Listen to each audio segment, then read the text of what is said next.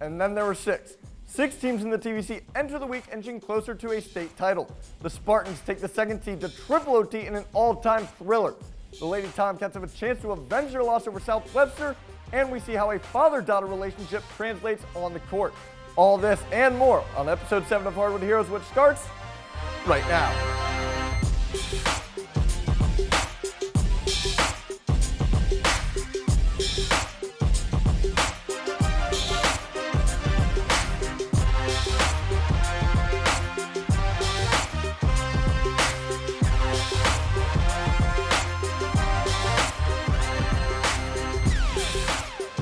The field of TVC playoff teams is getting smaller day by day. But first, before we get into who's dancing and who's hanging up their shoes, the TVC has officially announced their all-conference teams. We start with the Hocking girls, where the Tomcats saw 4 senior starters receive all-conference honors, including Brianna Osborne, Lakin Emler, Emily Young, and Jane Six. Waterford's Kara Taylor and head coach Jerry Close were awarded Player and Coach of the Year. Staying in the Hocking, the Trimble boys also saw 4 seniors receive all-conference honors, including the star of the Hocking, the 2022 Player of the Year, Blake Guffey. And after finishing the season with a share of the TVC title and just 1 loss, Trimble's Howie Caldwell received Coach of the Year. Now to the TVC Ohio, we start with the girls. Vinton County Vikings won the division outright and saw 4 seniors receive honors. However, it is the Spartans' Marley Grinstead who received Player of the Year, and her father, Jeff Grinstead, shares the title for Coach of the Year with Brett Jones. And closing out the all-TVC teams is the TVC Ohio boys. The Vikings and the Golden Rockets each saw 3 players make the team, and of course the guy at the top of the list is none other than the Player of the Year, Kyler DiAugustino. After clinching a share of the title, Jeff Skinner was awarded Coach of the Year. Now before we get into tournament talk, there was still 1 conference title yet to be decided. To give us more insight on the TVC Ohio Championship, we welcome Vinton County reporter Cole Patterson. Well, Jack, despite the boys' postseason hopes coming to an end last week, they knew there was still something to play for on Monday. The Vinton County Vikings welcomed River Valley to compete in a rescheduled regular season matchup. The Vikings could clinch a share of the TVC Ohio with a win. The Vikings exploded right out of the gate, scoring an unanswered 10 points. The Raiders soon warmed up as Mason Rhodes emitted a flurry of shots, going into the half down only 37-28. The second half was tight as both teams traded buckets. Eli Radabaugh made drives on multiple possessions, allowing Vinton County to run away with the game in the fourth quarter, winning 67-55. After nets were cut, Coach Matt Combs talked to us about what his seniors meant to him and his team. They went through a lot of adversity when they were freshmen and some things happening around here, and they stuck it out, and it's glad to see them be able to add a number to our banner up here, and just a great group of kids. One of the best groups I've ever coached in terms of the type of people they are, and I couldn't be happier for them. Sounds like a bittersweet ending to the boys' year, but the girls were still going strong in the postseason. Jack, after a strong performance in the district semifinals, the fate of Vinton County's 5 seniors was on the line. The game began slow but steadily took shape as the Lady Generals hit 3 after 3, while Tegan Bartow nailed 6 points. Sheridan stepped on the gas as they got the ball down low and secured second chance points. By the end of the half, the Vikings were being dominated, down 31-16. Sheridan's Faith Stinston used height to her advantage, making it difficult for the Vikings to get up shots inside. Bartow and Zinn combined for 31 of the team's 34 points. But outside of the duo, the Vikings offense was no match against the Generals. Despite the tough loss, the Vikings finished the season 17-6, securing both the TVC Ohio and sectional championships. Coach Jones believes the season was a success and talked to us about how he plans to be successful next season. We're going to implement some things this offseason, and what I do know is that there's players on this team that's going to put work in and going to keep competing. And we're going to expect some of those young 8th graders to come up and be a part of this. And a standard's been set that we are going to uphold, and we are going to keep competing. While the Vikings are losing some crucial players, the future still looks bright for Vinton County. Yeah, Cole, under Brett Jones' leadership, it would be no surprise to see that team atop the conference again. Despite the loss, these Vinton County girls have shown up in the biggest moments, so keep an eye out for these Lady Vikings on the All Heroes team. On next week's Hardwood Heroes finale, we will name the top 5 girls and top 5 boys from the teams we've covered all season. Plus, the 5 best underclassmen will make up both of the all-future teams. You won't want to miss it next Sunday night at 11 and Monday night at 6. And now there's one TVC team that's been particularly dominant, but we haven't been able to follow their success in depth this season. That team, Waterford Wildcats. Tanner Watts joins us now. And Tanner, what's been going on with the Wildcats? Yeah, Jack, the Lady Wildcats have been nothing short of dominant this year. We talk about how good Trimble is, but Waterford, the Wildcats, have been just as, if not more, good. The Wildcats this season can be summarized in one word: dominance. They finished the regular season with a record of 19-3, ranked 5th in the Ohio AP rankings. Waterford filled up their trophy case this year with head coach Jerry Close winning TVC Hockey Coach of the Year and Kara Taylor winning TVC Hockey Player of the Year. And speaking of awards, the Wildcats even won a share of the TVC Hockey title this year, clobbering Trimble by 22 points, even though they were on the road. And so up next for the Wildcats was an intense district rivalry matchup. Jack, Waterford played in the district finals for the second straight year and had an absolute grudge match against Portsmouth Notre Dame. Waterford and Notre Dame really don't like each other. They met in the tournament 4 times in the last 7 seasons, with Waterford winning all 4 games, including this year's bout. Now, how did this year's matchup go? Waterford got off to a hot start as their backcourt nailed corner threes in the first quarter. During the second, the Wildcats offense struggled as they were only 1 for 9 from the field with 5 turnovers. However, Waterford's defense forced 4 Notre Dame turnovers to keep them in the game. Waterford went into the half leading at the half by a score of 19-15. Entering the third quarter, both teams got physical, combining for 9 fouls. The two sides were neck and neck, but however, in the last 2 minutes, Notre Dame was called for 2 costly fouls, and Waterford took advantage, converting at the foul line, clutching out a 37-32 win. The Wildcats' improvements from the line keeps them alive in their fight for a state title. It'll be interesting to see how the Wildcats build off this momentum. And the Wildcats' momentum advances them to the regional tournament where they may encounter a familiar face, the Trimble Tomcats. How did the Tomcats reach the regionals? We welcome reporter Haley Hollinger to get us up to speed. Jack, these girls have had a fantastic year, but they haven't been perfect. The district finals were their shot at vengeance. Trimble took on South Webster, the team that handed them their first regular season loss. The first half was deja vu, the Jeeps beating Trimble out by a couple points. But in the second half, Trimble played true Tomcat basketball, meaning a strong inside game, heavy ball movement, and teamwork. South Webster tried to trip up Trimble, switching from zone, man, and trap defenses, but it didn't work, and the Cats remained patient on offense. But part of what stopped the Jeeps in their tracks was the Tomcats' pressure. Returning Riley Campbell's intensity made the difference and encouraged the squad to give it their all. They did just that, resulting in a 62-47 victory and the district title. Head coach Joe Richards said he was proud of his players and their performance after the game. I mean, we've had spurts during the year and stuff like that, but by God, we put it all together. The job 10 and 11 did on Claxton, that's an all-world player right there. That was awesome. 44 in the post, 15 got us going. I mean, it was a whole team effort. Now, Haley, let's break down how the regional round is shaping out for Trimble. Jack, if the Tomcats defeat Monroe Central on Thursday, they'll see their co-division champions, the Waterford Wildcats, for the 3rd time this year. Having each lost once to the other, this game would be the tiebreak.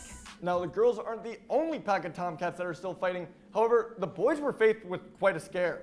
Yeah, Jack, Trimble and Portsmouth Notre Dame kept everyone guessing on Saturday. Notre Dame went on a 4-0 run in the beginning that secured their lead until the last quarter. Part of what was giving Trimble trouble was the Titans' drive and kick offense. The Cats couldn't get out and couldn't make bunnies, playing an overall sloppy first half. They changed that in the last 11 minutes with a strong full-court press and Blake Guffey. Guffey bullied the Titans in the paint and single-handedly sent them into foul trouble in the process. 13 of his 26 points were foul shots, but his biggest hit was the 3-ball that put the Tomcats in the lead for the very first time. Guffey's spectacular performance qualifies him for Hero of the Week, but he couldn't have done it without his team. And Coach Howie Caldwell says every Tomcat is needed. There's a rope up there that hangs. Individually, that rope's not very strong. But as a group, that rope is very, very strong. So there it is, all tied together, all 12 of those kids. So that's what kept them together. And these boys need to keep playing together to win their district final on Friday against Western. It'll be exciting to see how the boys fare as we get closer to state. Thanks, Haley. And after their win over Notre Dame, Trimble finds themselves with a chance to claim their 3rd straight district title. Now, that game could have been a trilogy with conference rival Federal Hocking, but the Lancers fell short against Latham Western. What did Fed Hawk learn from this loss? Let's find out. Maria Manessi joins us now to take us through this Lancers battle. The Federal Hocking boys continued their tournament run on Saturday. They knew this game wasn't going to come easy and that they would have to put up a fight until the end if they wanted any hopes of moving on. Fed Hawk started off hot in the first quarter, totaling 19 points and holding Western to 11. The second quarter was a different story. Western outscored the Lancers 20-13. It looked like Fed Hawk would be down going into the locker room, but Lane Smith gets this layup, and seconds later, Andre Crockwell steals it and takes it in for another layup at the buzzer. Going into the half up 32-31. The second half was back and forth. Crockwell kept it close, however, scoring 9 points in the half. In the fourth quarter, with only a few minutes left, Western ran away with the lead because the Lancers were unable to make the big shots when it mattered most, ending their season 66-60. Head coach Jonathan Thompson knows that rebounding was a problem for Fed Hawk. Oh, that was definitely big, especially in the first half. We didn't rebound very well at all. We were doing a lot of standing and watching rather than trying to find a body and box out and do the little things. I mean, and that's what I told them at halftime. I'm like, guys, the little things are beating us right now, and we've got to fix that. A tough loss for the Lancers, but they know what they need to work on. 3 big things stood out as problems for Fed Hawk. Missed rebound opportunities hurt the Lancers, especially in the first half. Western gets the first rebound, another shot goes up, it's another miss, and they get the rebound again. Fed Hawk had different failed chances to secure the ball, and instead, Western took advantage and earned points off of Fed Hawk's mistakes. Second, fouls were also a problem, especially in key moments. Right here, Tyler Rogers commits a hard foul that allows Western to extend their lead in crunch time. And on that note, the Lancers just failed to execute when it mattered.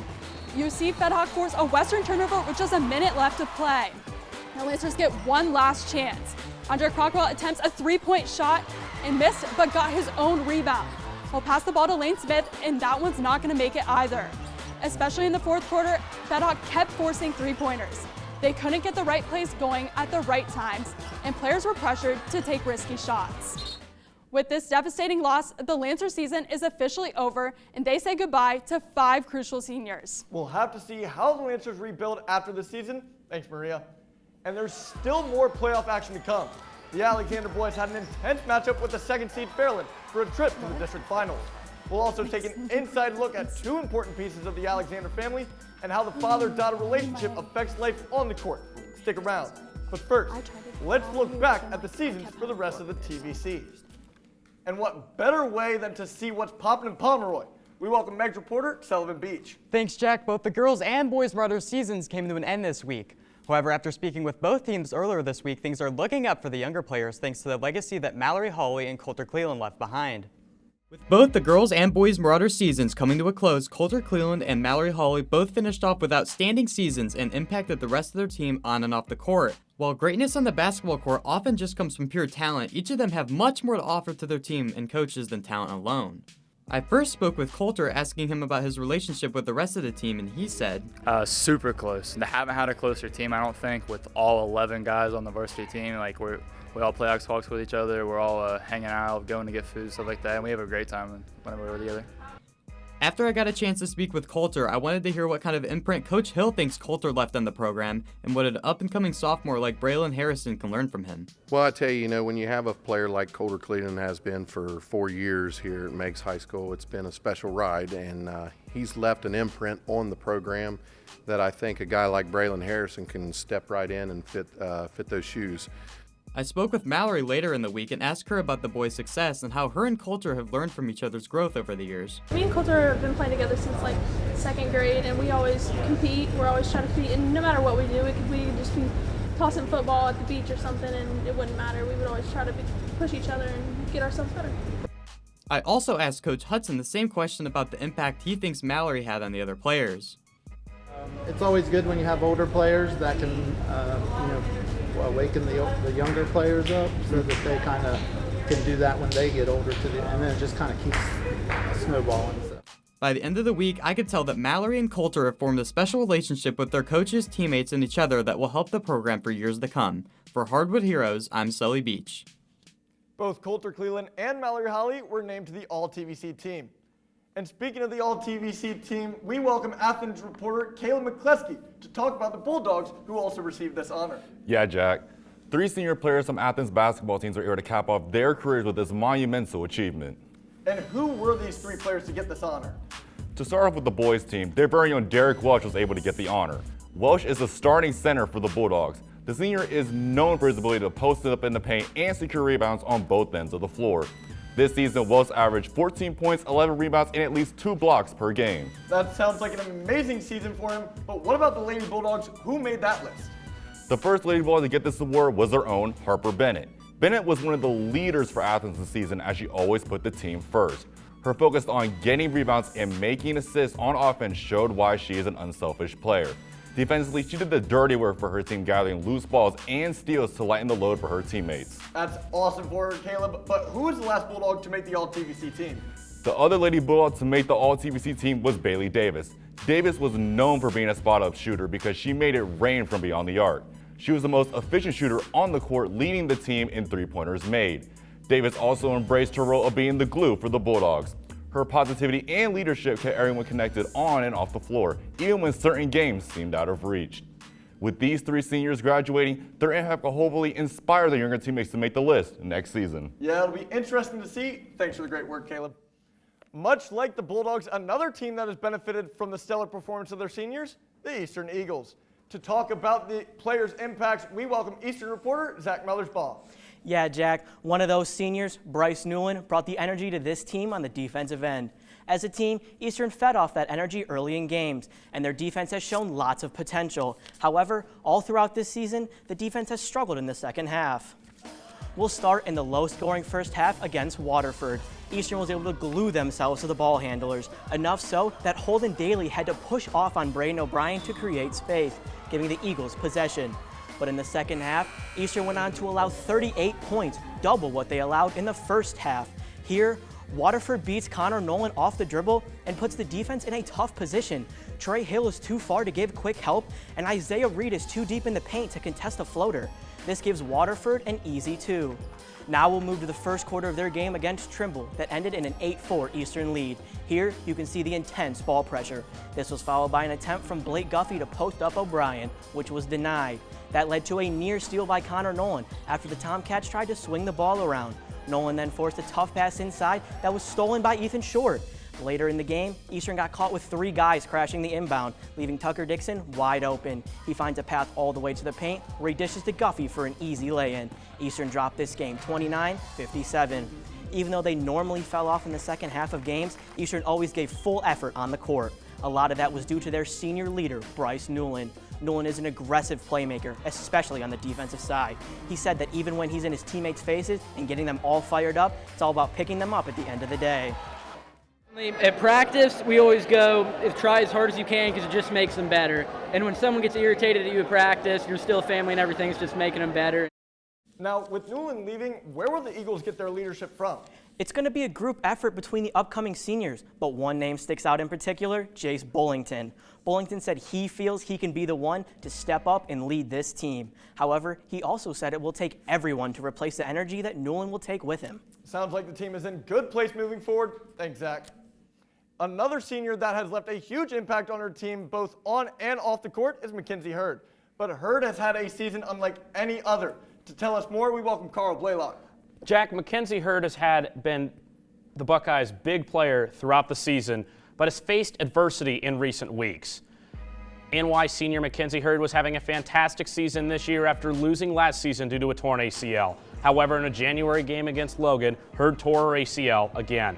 Despite the injury, the Youngstown State commit continued to play and still had several big performances, including a near triple-double against Wellston, a 20-point game against River Valley, and scoring her 1,000th point against Northwest McDermott in a sectional semifinal victory.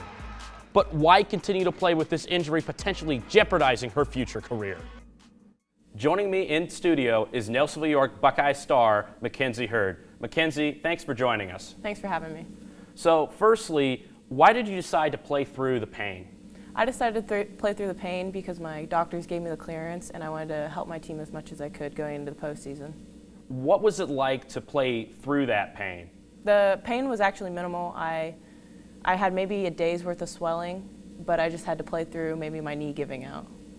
That's a big thing to play through. What does this mean for the future in basketball for you? For regards to my future, I think it's still in pretty good hands. I reached out to my coaches at Youngstown, and they were actually pretty positive about my recovery and just reaching out in general and keeping them in the loop. Like my coach said, it's a minor setback for a major comeback. All right, and then finally, you were kind of on the sideline for the second half of the season. How did being on the sideline and not being able to be completely there on the floor with your teammates help your leadership? I think my leadership was still impactful because I could step back and I could see like what we needed to do on offense and defense and how I could help when I was brought back into my place. Thank you for your time, Mackenzie. Thanks for having me. I talked to Coach Bobby Cassidy about Herd's leadership. Cassidy said that Max showed the girls what it's like to be a competitor and a leader in team activities. Quote, she showed how there is no replacement for hard work with the time spent in the gym and the weight room. Jack, while the Buckeyes will lose Herd, they will be returning 4 other starters, including Ava Levy. NY will be a team to watch next year. We'll have to keep a close eye on NY. Thanks, Carl. While the NY girls season may be over, they still have a chance to win the Hardwood Heroes Jersey Showdown. The uniforms of the TVC have been going head-to-head bracket style on our Twitter. You voted, and we are now down to the final 4. Be sure to check out our Twitter throughout the week to cast your votes for the top jersey in the TVC. A champion will be named next week during the season finale. Earlier in the show, we saw Alexander coach Jeff Grinstead and his daughter Marley were named TVC Ohio Coach and Player of the Year. But how much of their success on the court can be attributed to the life at home? Our journey beyond the court takes us to Albany as we take a closer look at an important pair of Spartans.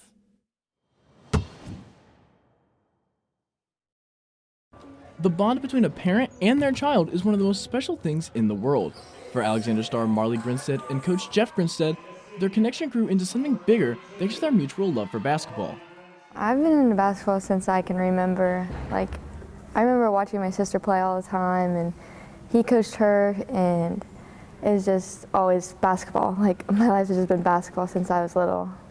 We watch a lot of basketball at home too. I mean, especially growing up, we went to as many games as we could, and we watched as many games on TV. Played a ton of basketball games also. So. Yeah, played a lot of games, video games out on our court at home. I mean, just kind of was our life for the last 10 or 12 years, or hers, mine both, I guess. For these two, their bond took them beyond the living room and onto the court as player and coach, which comes with its fair share of pros and cons. I would say that the advantages are also the disadvantages. You know, being here at the gym and then taking it home with you, and then in the car when she was younger riding home, and you know, it was hard to get away from it. We won a lot of games together since she was little, and we've lost our fair share of games, and we've had some rough rides home from AAU tournaments and things like that, but you know, I wouldn't trade 1 second of any of it, that's for sure. Though their time together on the court may be over, they leave behind some advice for the future to carry on what they created together. I would probably say just talking to him about things that happen instead of just pushing it away and just getting it off my chest and just being honest. You know, obviously, when you're in the gym and at home getting up shots and watching film together or whatever it is you're doing, you got to have basketball in your mind, but I think the rest of the time you need to try to do other things, whether it's going out to dinner or playing ping pong or whatever it is you do at your house, play video games. Make sure you do that and just not make it basketball 24/7. Whether they are father and daughter or player and coach, the love these two share for each other translates wherever they are. For Beyond the Court, I'm Shane Scalfaro. Thanks, Shane. Now we've talked about the girls off the court. Let's move over to the boys on the court. We now welcome Alexander reporter Tim Hanna to the show. Jack, if there was one word that I could use to describe this game, it would be chaos. The Spartans faced the second-seeded Fairland Dragons in the district semifinals, and let me tell you, this game did not disappoint. The crowd was very alive in Waverly Saturday night for the district semifinals. Alexander came into this game as the clear underdog, but very quickly showed they came to play. After a very slow first half, Fairland went into the locker room leading 17-11, but this is where the game would start to go off the rails. Spartans would hold out to take the lead in the final minutes of the third quarter as Kyler DiAugustino shows off his range. The teams would go back and forth for the entire fourth quarter. With 30 seconds left in regulation, Fairland's Aiden Porter catches the defender off guard and drains this three to tie the game at 38 and force overtime. Fast forward to the end of overtime, Bobby Bushin pulls up from the corner to tie the game at 43. Now to the end of the second overtime, we're tied at 52. Dylan Allison's shot is off the mark, and we're headed to a third overtime. This time, J.D. Thacker drives to the basket and puts it in, giving Fairland the 60-58 lead. As time is running out, Kyler DiAgostino pulls up from mid-range, but his shot doesn't fall, securing the win for Fairland. After the game, Coach Skinner was very optimistic when talking about his team. You know, when you lose your last game of the season in that fashion, you go into the locker room and you don't talk about the game. You talk about the kids and you talk about our progress. You talk about our accomplishments and where we go from here. And certainly disappointed that we didn't find a way to pull it out. But I'm incredibly happy with these guys. Another impressive showing from Kyler DiAgostino. What is his impact on the game? Jack, he was dominant on both sides of the floor tonight. However, his 10 turnovers proved to be catastrophic. DiAgostino was plagued by both double and triple teams all night as the Fairland defense forced him into uncomfortable situations. He still was able to distribute the ball effectively and get his teammates involved. And in their final games as Spartans, both Braden McKee and Jace Irvin arguably played their best games. McKee used his athleticism to his advantage and totaled 15 rebounds. Jace Irvin had an efficient shooting night and made the shots when his teammates needed him. In the end, Fairland's rugged offense was just too much for the Spartan offense.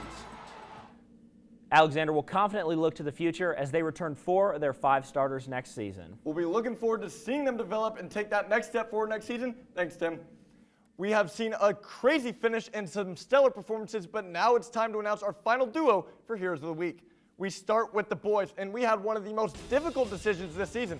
So tough that we had to call an all-staff meeting. But after some intense discussion, a decision has finally been made. With a trip to the district finals on the line, Blake Guffey made it his priority to get his team there. After finding themselves down 4 in the fourth quarter, Blake Guffey went Master Brawn mode and led his team to a win. Guffey finished the game with 26 points and scored 12 of those in the fourth quarter. Half of those total game points came from the charity stripe.